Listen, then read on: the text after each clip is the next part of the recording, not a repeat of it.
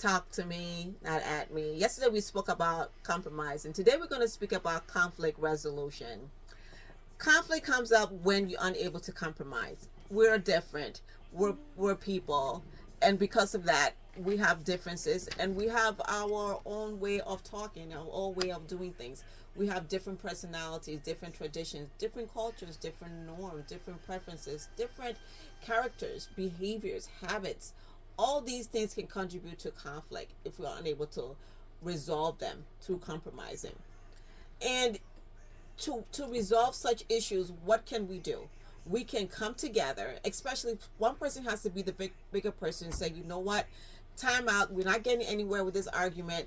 Let's revisit this issue in the next 2 to 3 hours. And when you revisit, make sure everybody's calm and be able to talk about it. And when you're calm, you're able to process and express yourself much better. And during this time also, you can take a coin and you can flip the coin, heads or tails, to who speaks first. And the person who speaks first has to wait for the next person, for the person to listen to them. So there's a speaker and somebody who listens.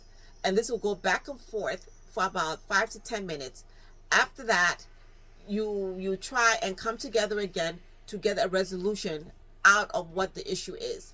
Because you spoke for each couple of minutes, another person heard for a couple of minutes. You take turns, vice versa, to be able to resolve whatever issue it is. After this is done, you will come back to the next phase, which is finding a resolution.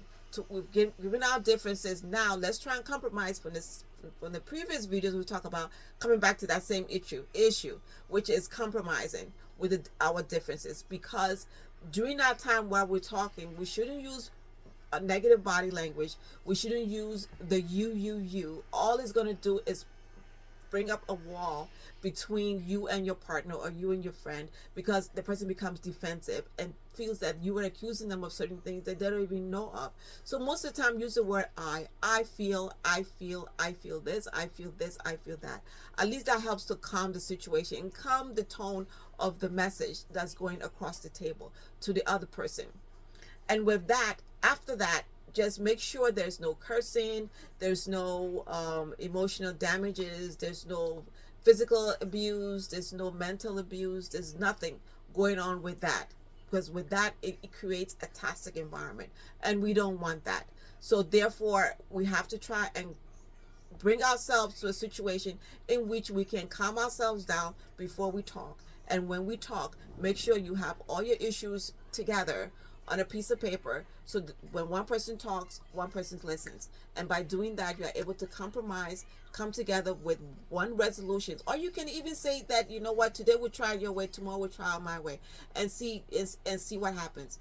With that, we're having an open relationship and saying, okay, let's try new things. Instead of it being in my way all the time or being your way all the time, let's try new things. Because we want to compromise, because we love each other, and we want to have a good relationship. We don't want to create any kind of toxic environment, because a toxic environment is just going to create a very unhealthy relationship, and we don't want that. Talk to you later. Bye.